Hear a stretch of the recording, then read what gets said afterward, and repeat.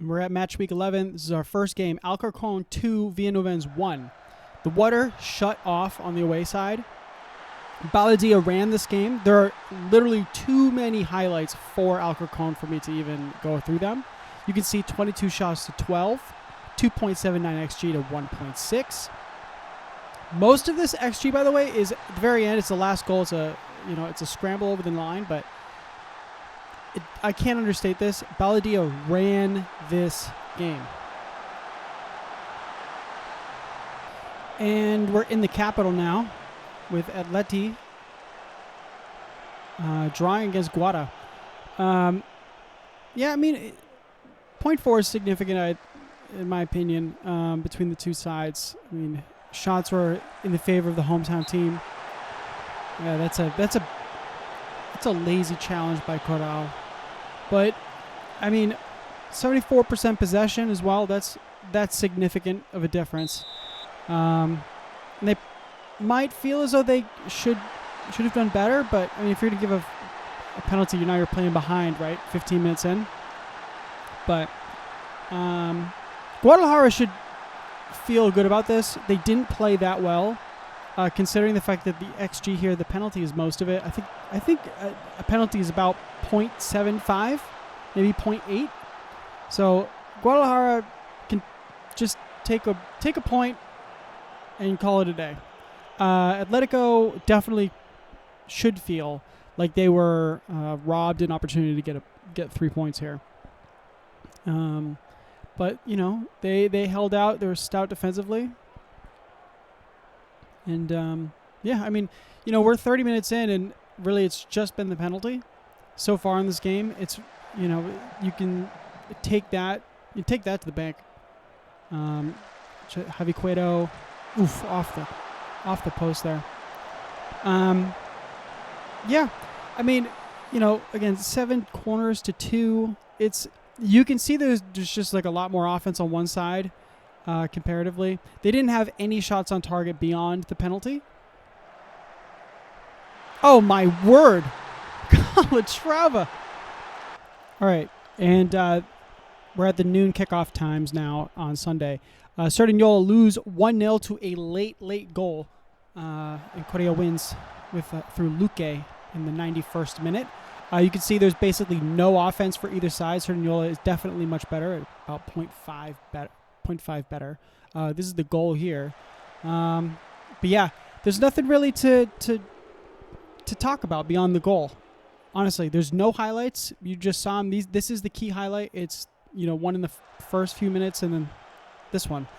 So I bet you it's going to be a ball over the top, and they're going to not deal with it. But Cerdanyola, they're going to be rock bottom again. Luque, here we go. Good finish, hitting it high. Goalkeeper's betting it low. And in the next game, the second game of the 3 noon games, we have Melilla losing to Sequemos. Kind of shocking, honestly, because Sequemos are one of the worst teams. Melilla are supposedly one of the better teams. And they get beat at home. And, they probably deserve the win. I mean, again, 0.4, I think, is a significant XG difference. Yeah, I honestly, there's no way that's how they conceded it. Oh, what a great shot, too. Who is this? Suarez. What a terrible, terrible error, just hitting off the back of you. Yeah. Melilla is always just surprising. I'm just surprised how bad they've been playing so far in this campaign. And they're one of the bigger teams. They have one of the bigger stadiums, more commercial revenue, the whole 9 yards. I look at their payroll; it's way bigger than mine, way bigger. And Sequemos is one of the smaller teams. So this is like a pretty shocked. I'm kind of shocked with this result as well. I kind of expected Melilla to pull a win out of this. And, they even had better possession as well. Ooh, that's a good block. That's a really good block. But, Yeah, Sequemos, they were able to run it out and pull off an upset, in my opinion. So, very, very interesting.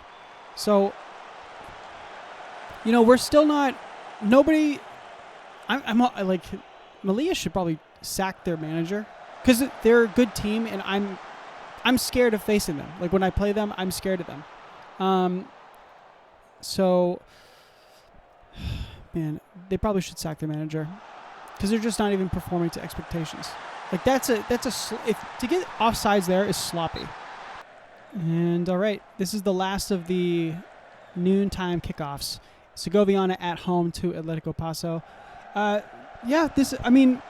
Look, Paso's a good team, and they took them to task. They're gonna get fouled here. Nope, that was a good save by their goalkeeper. But Segoviana just they didn't get anything going really, and Paso were able to take them to task here. So they got a solid 2-0 win. They were in control of the game. You can see the possession, 65%. Shots, more than double. On target, 7. That's alarmingly high for Segoviana. So, Borjas Martin runs the game. Look at that. Gets fouled. Adrian Perez.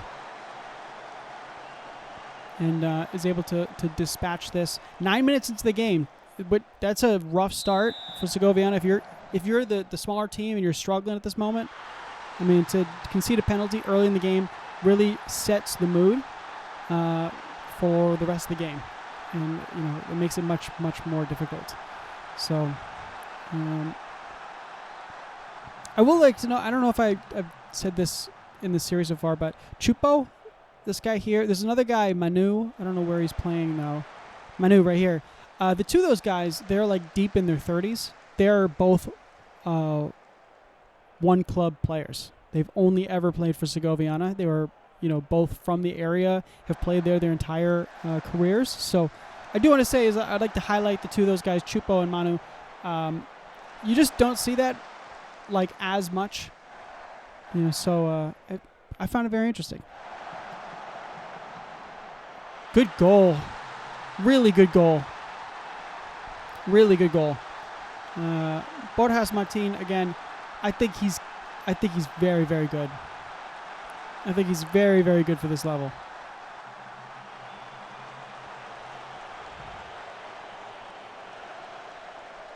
Manu. Yeah, takes it. Atletico Paso, they remained still being like a playoff pushing team. They're up there. Segoviana are still struggling, which, at this point we're at game week 11, so we're seeing the trends of how teams are. You're starting to settle. You're starting to see point gaps. See, that was a good passing play. They're lucky that was offsides. That was a good passing play. They built that up from the back end of the field all the way into a potential goal. And it just tells me there's clearly a skill gap. There's definitely distance between these two teams at the moment. All right. And we are at my game, Montijo versus Union Adarve. I only have one change on the field for the starting 11. It's going to be Bernabe returns between the sticks, and Tienza goes back to the bench. Also, I have Gideon Aqua. He was injured in the middle of the week. He pulled his hamstring. Yep. So he's going to be out, and then Javier Acapo is going to go onto the bench. Other than that, same starting 11, at least in the outfield players. So let's see how this goes. I've been not hot on Adarve so far, but you know what it is? It's the added pressure of being undefeated. It's like it's like how will my team react if they finally lose? So I'm just like a little nervous about that because it's like this little added pressure that I have. I'm gonna pressure him and mark him, Calleja and Maganto. I'm gonna do this. I'm gonna put him on his weaker foot. Oh, and also close down Alber. Put him on his weaker foot. And I think that's all I'm going to do for now. So let's go to the dressing room. Before I give him the team talk, let's go to the preview. At home against Los Lobos. We've won the last 5 games, which is stellar. And by the way, Sergio Tienza, for the 2 games that he was playing for us, conceded 1 goal, got a clean sheet, played really, really well. I'm very happy with that. So let's keep the good times rolling, and hopefully we can put away Adarve. We're very, very close to halfway through the season now. I think we got this game and 2 more to go to get to that halfway point, because I believe there's 14 teams in the league. So, we could extend our lead if we're able to. That'd be fantastic.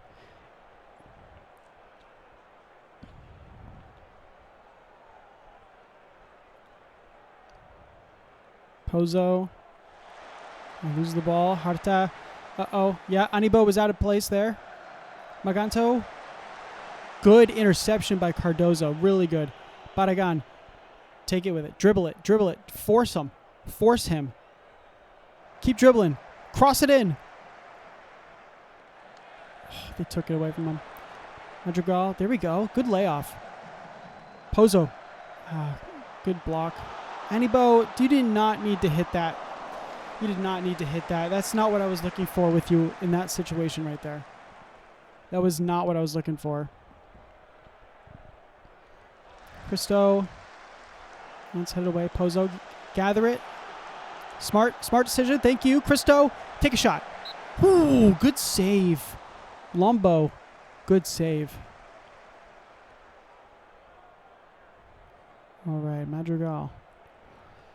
I love the early pressure here. I'd like to be rewarded with a goal for the early pressure here. Good. Okay. All right. Put it away. Bury it. Oh, so close. That was a good save. Again, Lombo, another really good save. Keeps it level. He should be above 7 now. He had 2 crucial saves. Let's encourage the team here. All right, they seem to be taken pretty well to it. Anibo does not seem happy. Batanero, a little negative as well, which is, I don't like that. He's one of the leaders in the team, I believe. He's definitely an influential player, but I don't like that. He's definitely my best player. Just looking at his stats. Good save. That was a great block. Who was that? Javi Chino? Cardozo. Cardozo put in like a 9 rating for training this week as well. Like, he's working so hard. He's doing so well.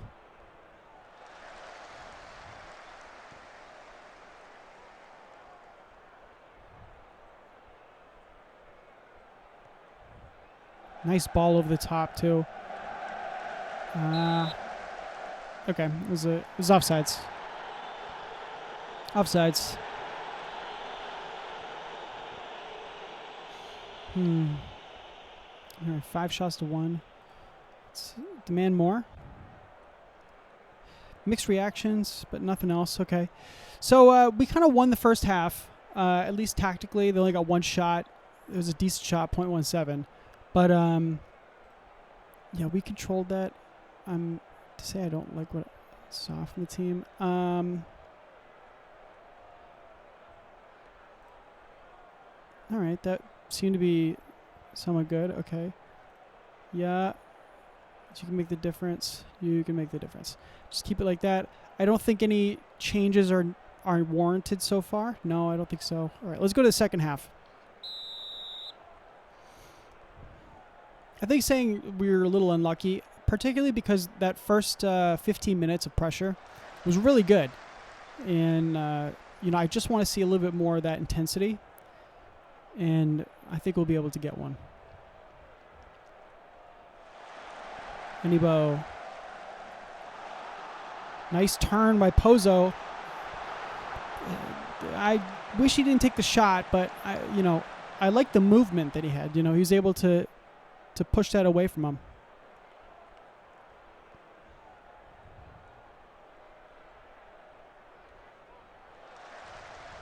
Cardozo. Yeah, okay, there we go. Chino. All right. Thank you for being smart about it. Yep, ball over the top. Barragan headed down. Catala, get to it. No. Yeah, I mean, he had a guy on him, but Messiger, Juanma. He really only had like one opportunity to get that. So I get it.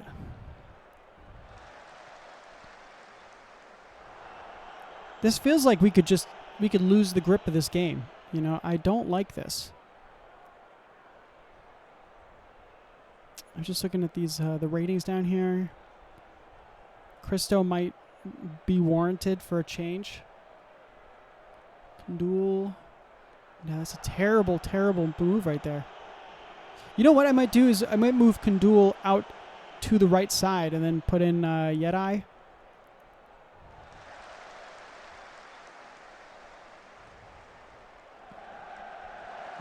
Nice win by Catala. Barragan, beat your man. He's got 2 on him now. Never mind. Yeah, there you go. Lay it off. All right. Yeah, Kandul, that was not the that was not what I wanted you to do. Just take a shot at the guy. Let's encourage a little bit. We need to freshen up the team here. Cristo, I'm probably going to have to take off. Is he right foot or left foot? Right only. Okay. So let's put him on a wing play. And I think that's all I'm going to pick out right now. I'll keep Kandul in the middle.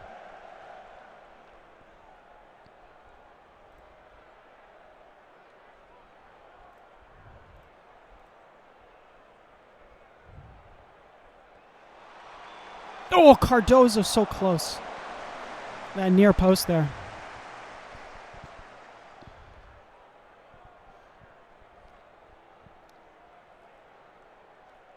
Oh, nice ball. Barragan. Got 2 to aim at. Oh, so close. I was almost hoping he was going to go to Keita in the back post.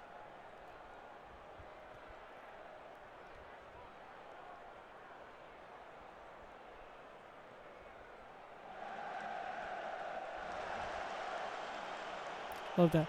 Cardozo is easily the best center back. My God. He's handling everything perfectly. He's going to watch this. He's going to totally screw this up. Oh. He's got Harta on lock right now. He's got him in his pocket. Come on, beat him, Keita. Beat him. Oh, come on.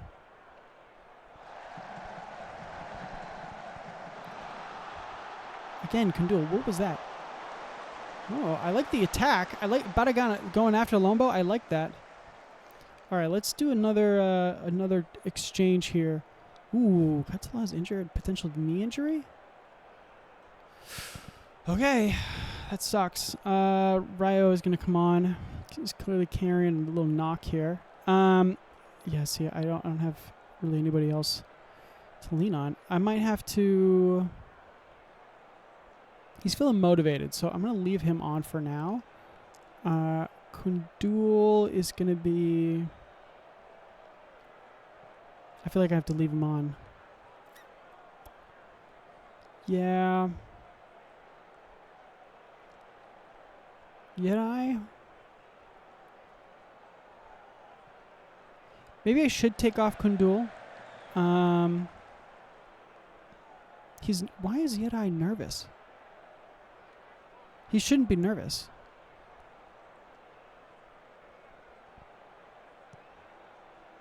I'm just going to make one sub. I'm actually kind of caught right now.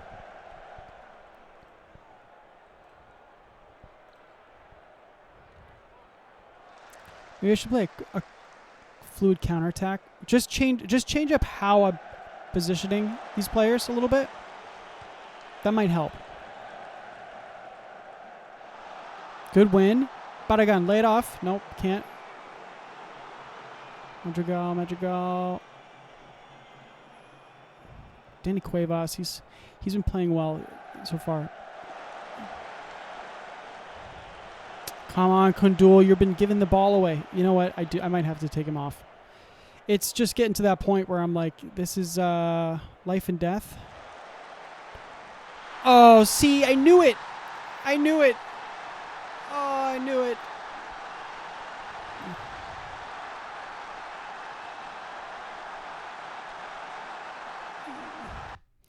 Oh, I knew it. I knew it. I knew it. I was like, this is not going well. Okay. Cardozo. I'm so sorry that you just had to deal with that, Cardozo. That's horrible. Kundul. I'm going to take him off. Should I put Batanero in there? Yeah, why not? Why not? Yeah, I'm just going to put it back on what it was. Shit. Okay. This kind of changes things now. Let's see. Baragan, you are a lefty. Oh. Let's flip you over here. Put you as an inside forward, and then inside forward. Okay. No, this sucks. This sucks.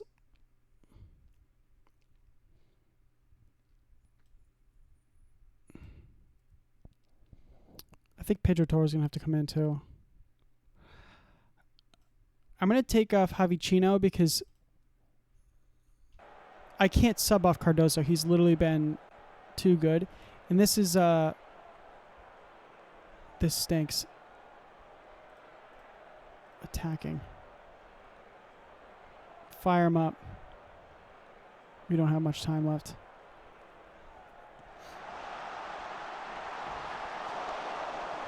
Got like no time.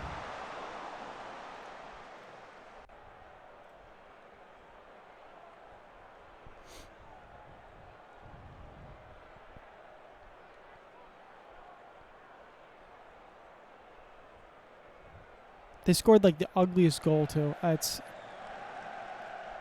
such a tragedy. Yeah, they're going to waste time. This is going to be the final whistle here. We're going to lose. We're going to lose to a really ugly, scrappy game that we should have won. And it's an own goal nonetheless, too, which is even... And I was praising Cardoso in the middle of the game. This is such an ugly, poor match. This is going on at the same time as my game. And you can see Estepona beat Navalcarnero 1-0 after their loss from last week against Leganés. You can also see, too, is that Estepona, they're a good team. They're a really good team.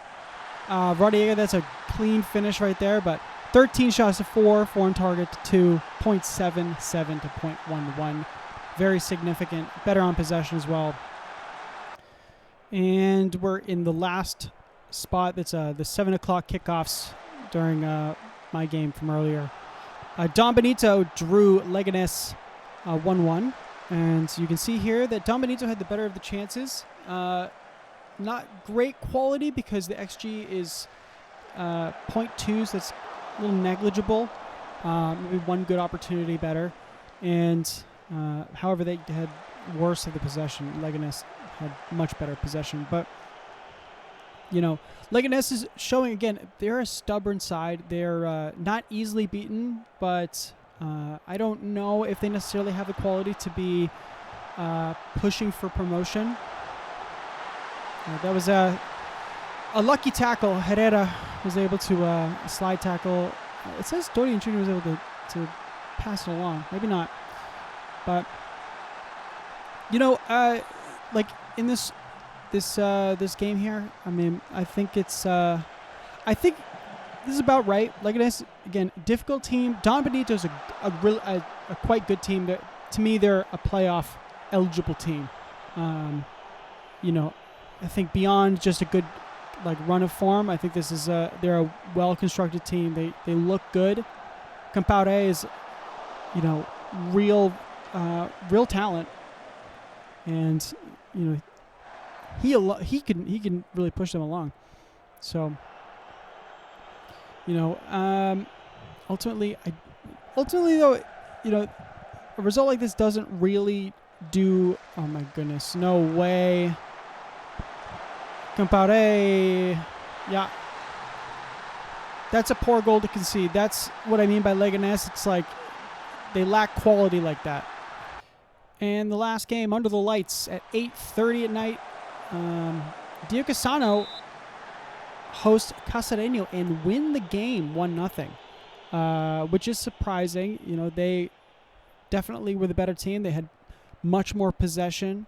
13 shots to 9, 4 on target to 2. The XG is very, very, there's a big spread between the XG as well. So Cacereño was kind of locked down in this game, in my opinion. They didn't really create quality chances.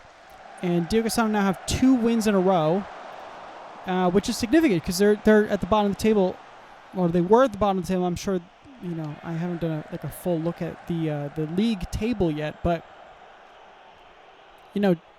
back-to-back wins is important when you're at that bottom portion of the table. So Cacereño, interesting. They seem to be inconsistent. They're able to beat top teams or lose to bad teams, and that's interesting. So I guess maybe they are the inconsistent team that can beat anybody but can lose to anybody at any time. So Diocesano, they got a nice little run of form. They've not been winning that pretty. Ooh, that's a good chance right there. Bernal. But they haven't been, blowing anybody out. They just keep scraping these little victories. And, they're showing their dominance of possession, but they're not really, they don't have a lot of attacking flair that really wows you. Beating teams by 3-0, 4-0, nothing like that. So this is one to watch. We'll just see how Diocesano continues to transpire throughout the year. Oh. Salas scores. Ramirez is falling asleep. That's how the garbage goals, they count. They count. All right, and that's the end of game week 11. So now, looking at the table here, you can see that I retained the top spot for the third week. Even after my loss, I was 4 points up. Now I'm only 1 point up because Estepona got their win over a gritty Navalcarnero, who unfortunately do drop to 8th place after a couple draws and then now a loss. Cordia win, so they now jump up the table, and they're the third team to get into the 20-point marker.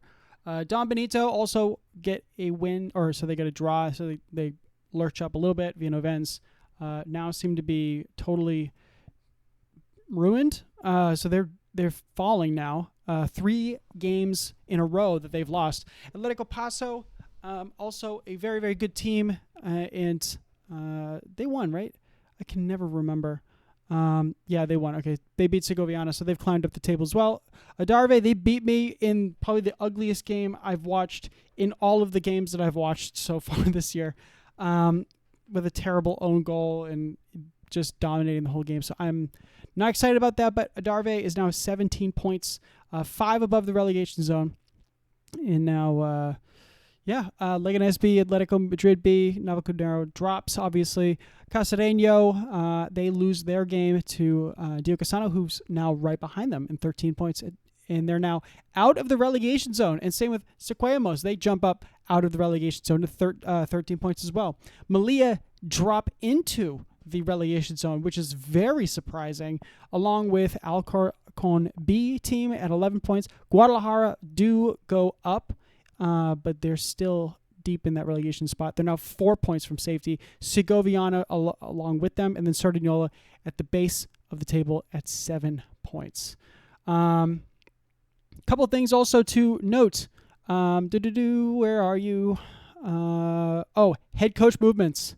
You could probably understand that there are 3 firings: Ramses, Oliver Bayabriga, and Miguel Rivera. Segoviana, they're, Segoviana, Sardignola, and then Melilla. You could probably understand that considering if you look at the season preview, stages, and then media prediction. Melilla was anticipated to be in second place. They're now in 14th, so poor league position. That makes sense.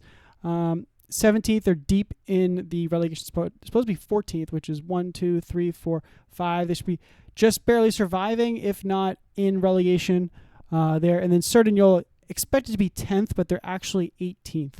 So all three of these guys got fired after their games, respectively. So that is the new news that is going on around the league. Now we have 3 positions open and available. If I was to be, injecting myself into this at this point in the league, I would definitely take Melilla. That is a high quality team for this, for here, and they're expected to be much, much higher in the table. So that is a real opportunity to, honestly, we're still so early we're about 1/3 into the season. 12 points to 18 points. You're telling me you can't close a 6-point gap with 2/3 of the season left, to get a promotion push? Heck, 10 points might be a little bit too much but if you just keep winning and winning, it's possible. But yeah, so there's that. And then, for goals, there's no changes in the Golden Boot race so far. Victor is still leading at 14. But Borjas is now closing the gap. He was at 7 before. He's got 9 now. And most shutouts, Estepona, 6, which is interesting. And then let's go player overview. Nope. Yeah, nothing else. It's really standing. Oh, most player of the match. Yeah, most shots. Interesting, most shots. Yeah, but that is that's it. So we're gonna move on to game week 11. Let me just go over here. Navalcarnero at home to Melilla. That's interesting. Melilla have now they have a caretaking manager, so we'll see if they have a new coach by the time that they because they just got fired today. It's still Sunday, so by the time that next week rolls around, the next Saturday, we'll see what happens. Going into the next games, Atletico Paso and Alcorcón B. This is a good team at home against an Alcorcón that seems to be resurgent. They've won the last couple games now. They're still in relegation spots, but we'll see. Sequoiamos also, they've seemed to have won. They're now unbeaten in 5. It's not like the prettiest version, but they're not conceding goals. 1 goal conceded in the last 5. That's worrisome. I'm coming off my ugly loss. Adarve at home to Estepona. To me, this feels like a banana peel for Estepona. Totally potential. They haven't conceded a goal in the last 2 games. They've won 3 of the last 4. That seems to me now like a dangerous game for Estepona to, they could lose. But they're still in good form. They bounced right back from that 1-0 loss to Leganés. So you never know. Estepona could be the real deal. Cordia at home to Segoviana. Segoviana, obviously, coachless at the moment. Cordia, very good team. Segoviana, struggling. Cacereño, I would think right now they're definitively the average team at home against a team that seems to have just... Wait, can I see their mood? Poor. Morale is poor. Wow. Okay, so now we have a little data point here, and that's interesting. So that'll be an interesting game to see what happens with Vinovens. They could be, just absolutely down the slide. Diocesano at home to Don Benito, another team. Their manager, who is their manager, Adolfo Senso, under a lot of pressure. He could be getting the sack after, losing this game because. Well, actually, they're under a lot of pressure, but they just won the last couple games. They're now winless, or they're actually without a loss in the last 4. So we'll see what happens there. Leganés B, Atletico Madrid B, right in the middle of the table there. So that will be more or less just not the most interesting game in my opinion, but we'll see what happens. Guadalajara and Cerdanyola. I think this another basement battle. These are the games that decide like who's going to get relegated and who doesn't. So both teams are desperate for a win. Cerdanyola fired their coach. Guadalajara definitely need a win because the gap is starting to open up here. You got 4 points between Sequamos and Guadalajara. Cerdanyola are now really falling behind with 6 points opened up. So, we'll go on to game week 12, and I'll see you there. I'm really enjoying this, and I hope you are enjoying it as well. Thanks.